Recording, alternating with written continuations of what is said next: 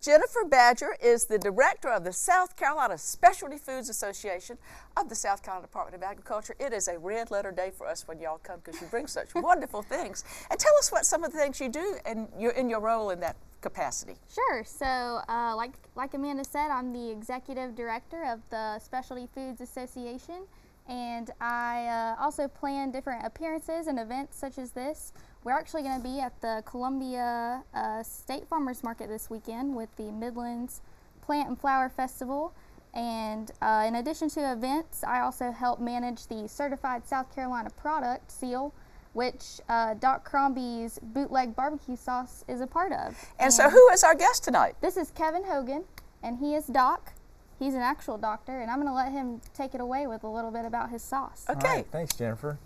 Well, about 9 years ago, I was eating barbecue, and I'd been to this grocery store, and I didn't like the barbecue sauce I bought, so I decided I'm going to make my own. So I pulled out my grandmother's recipe from the 30s and started tweaking it, and 79 recipes later, I came up...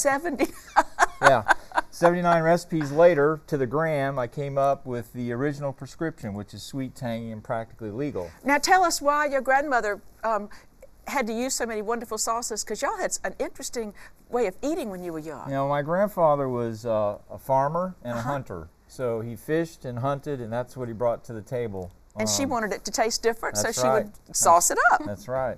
And there was a lot of hog, because he was a hog farmer, so we ate a lot of pig. Well, there's nothing, barbecue sauce and hog certainly do go well together. That's right. So this is the first one you came up with, and let's talk about what's in it. Well, this is preservative-free, first of all. There's no high fructose corn syrup. It's made with brown sugar and molasses. Yes. And it has Dr. Oz's secret ingredient, turmeric, in it, which is an antioxidant. And it's also diabetic friendly. My goodness. So really, this is something we could encourage people to put on their food. Absolutely. All right. And then but you weren't satisfied with just one, so we had to move on and try others. Yeah, so what I did was the company I was working with out of California, they said you need to have 3 sauces. So I went back to the kitchen and made the double hot, which has got a cayenne pepper heat. And then I made the zesty mustard zip, which is a mustard base with brown sugar and molasses. They're all 3 distinctly different. If you like a little heat, then the double hot is the sauce of your liking.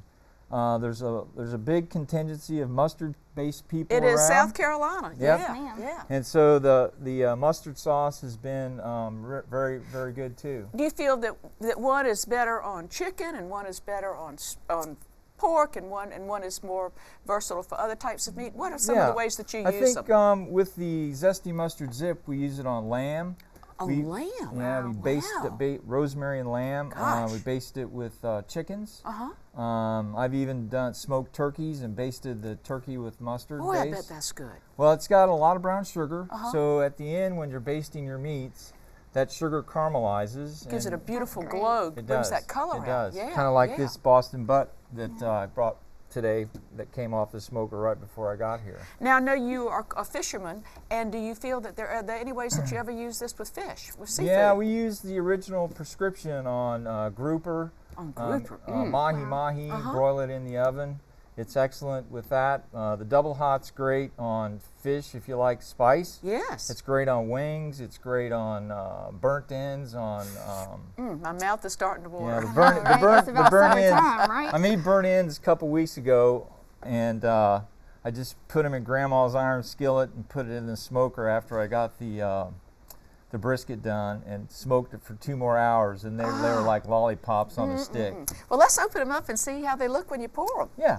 So go ahead and sauce the first plate there.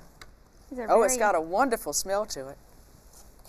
Very versatile. Gosh, look at that thick, rich pourability. Yeah, the key about this type of sauce. I'll hand this one over to you, Miss Jennifer. Let you have a turn. Yeah, the key about these sauces is since they're made with brown sugar and molasses, you want to sauce your meat right the last 15-20 minutes you're cooking so that the brown sugar doesn't burn.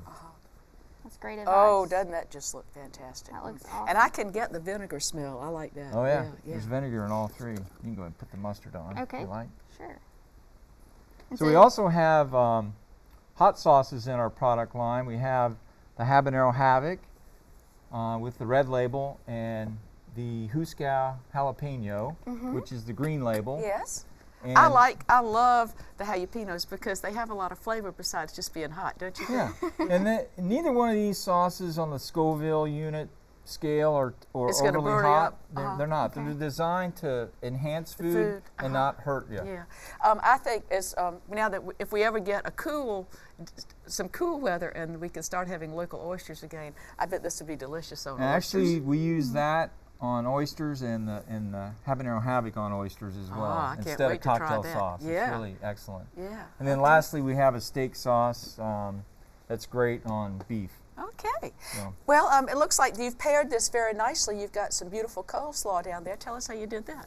Yeah, we just took white coleslaw, red cabbage, white cabbage, and carrots, grated it, and then mixed it with South Carolina blue cheese. How about that? Yeah. We're always promoting, trying to cross-promote each other Yes, with our ma'am. South Carolina specialty foods. Yeah, absolutely. Okay. So why don't you take a bite? Okay. I will. Yeah.